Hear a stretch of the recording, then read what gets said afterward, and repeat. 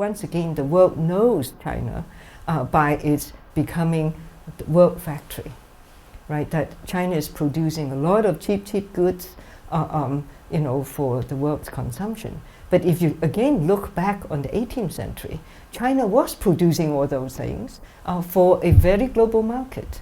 Ceramics, furniture, wallpaper, everything under the sun, tea, tobacco, whatever. So in a sense, I would say, again, I'd like to go back to that historical connection to see how those connections were different from what we're seeing today when China again engages as world factory.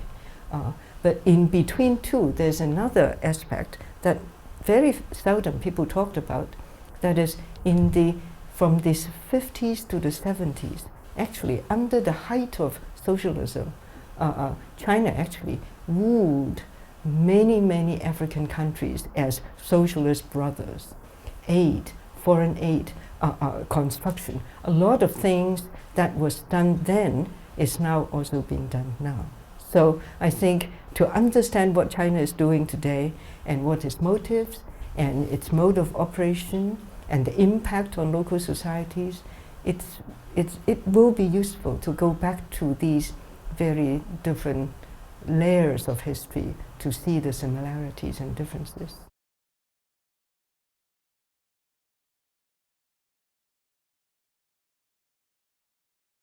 Globalization, I mean, in a nutshell, globalization definitely helped China in terms of, it's joining the WTO and then trying to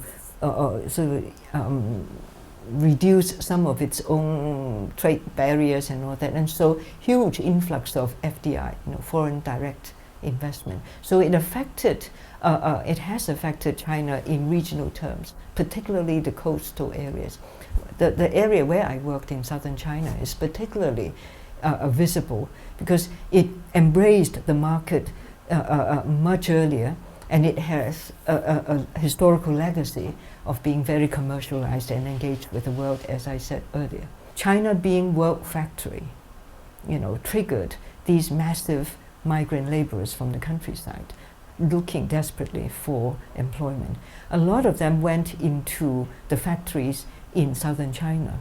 And so you see the impact regionally quite different.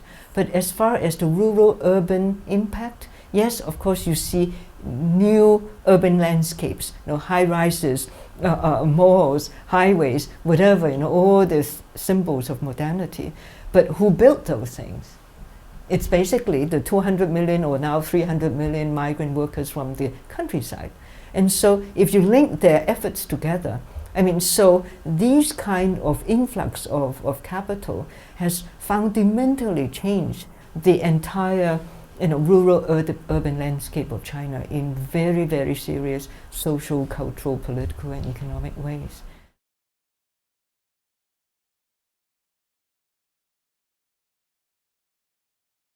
About 15 years ago, I've been here.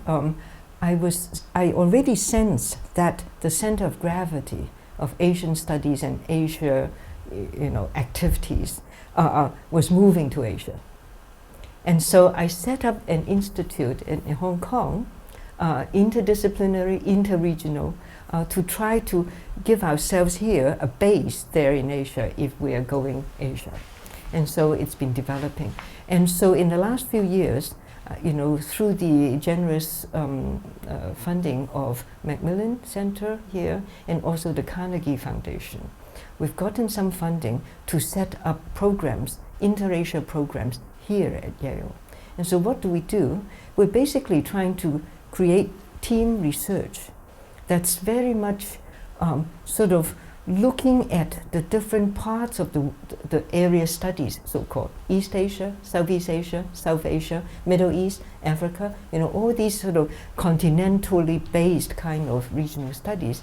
We try not to see them as comparisons or even separate entities, as static bounded categories. Instead, we see connectedness. Connectedness over land. Historically, you see the Silk Road. And today, you see China's new Silk Road projects going Central Asia all the way to Europe. and then maritime ways, then you see all the ocean routes. They call that the maritime Silk Road, linking, from the Mediterranean to the Indian Ocean to the South China Sea. And you see China actively creating those linkages too. So even from the China's perspective, these areas have always had been linked by trade and commerce, by migration, by certain sharing of cultures, and obviously by political strategic alliances.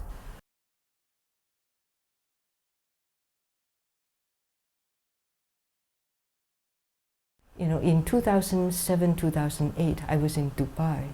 And at the time, you see a whole hierarchy of expats, from the European American expats all the way, down to the Pakistani taxi drivers, to the North African migrant laborers in construction. You see a whole layer.